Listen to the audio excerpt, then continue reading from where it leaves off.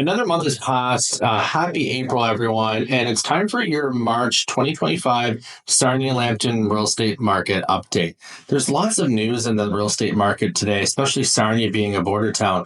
There's a lot of things that I'm seeing influence decisions right now.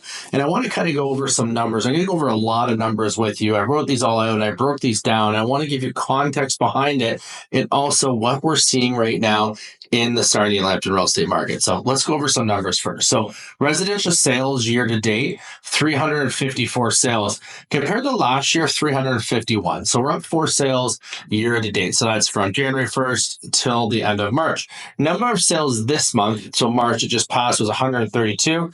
And funny, it was 132 in March 2024 as well. Number of active listings, 1,331. And that's up from 217 last year. And there was 1,114. And now this is where it gets a bit more interesting as we break the market down. So right now we're sitting at 11 months of inventory in the Sarnia-Lambton market. And a lot of people would be like, wow, that's a lot of inventory, Sean. And I want to give you context of what months of inventory means.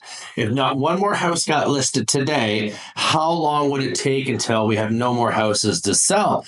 And 0 to 3 months is that seller's market. 3 to 6 months is a balanced market, and 6 months plus, well, it's a buyer's market, you could have guessed. So let's look at the areas, though, and how the market breaks down.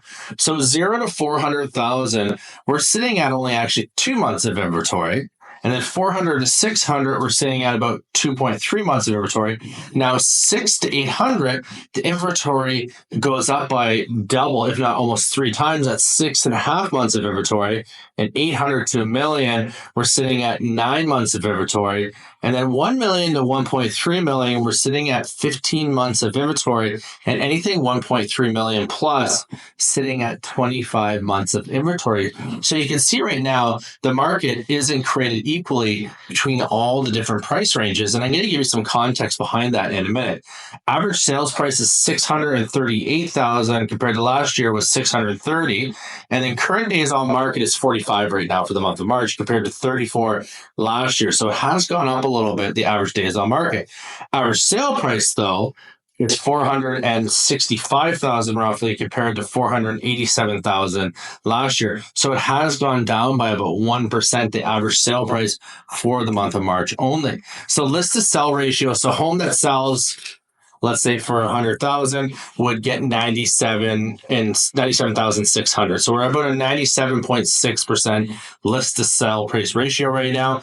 And compared to last year was 97.5. So not much of a difference there at all. Sales volume though was down. So 60.9 million this March compared to last March was 69 million. And number of expireds has changed quite a bit. So we had 225 homes expire last month in March compared to 188 that expired last year for the month of March. So a couple of things we're seeing. Average sale price is down by about 1%. The volume is down by about 1%, and expired's up by about 1.2%. So I think this market right now is a really good opportunity for some people. So a couple of people I see this for right now.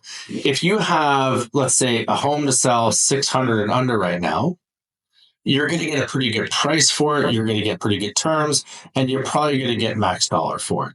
And then if you're moving into those other price ranges, like I mentioned, the 800 plus price range, even the 600 plus, there's a lot of inventory and a lot of things to choose from. So that tells me right there, there's a really good opportunity to negotiate a really good sale and get really good terms. So you're moving up from the first-time home buyer price range, entry-level home, into your next home. It's a really good opportunity right now. And the thing I'm seeing right now is I saw CBC do a great article on this, and they called it the Goldilocks phenomenal right now. And it kind of reminds me of when COVID first started, that first month where there was a lot of uncertainty, and the people that bought in that first month really got some good deals before the price went up. And what we're seeing right now is rates continue to go down. As we know, we had a rate increase in March as well. And there's a very good possibility they're going to decrease again. Will they ever be COVID level rates again? Probably not. But I could see them getting down into the low threes or 3%. And what I mean by the Goldilocks experience right now is there's a lot of people that are confused right now. I think a lot of people are wondering what the tariffs are going to do to our market. A lot of people are worried about money and making decisions.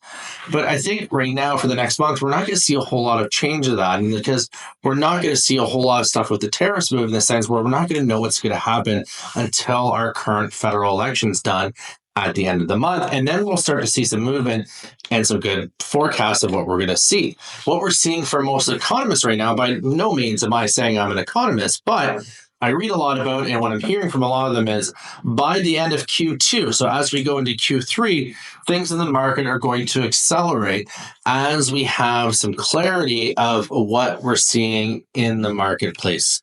So I hope that helped a bit of a breakdown of what we're seeing in the Sarnia-Lambton real estate market. If you ever want to chat about the market, well, I'd love to chat with you. We're always here and open to talk to you at Blue Coast Realty.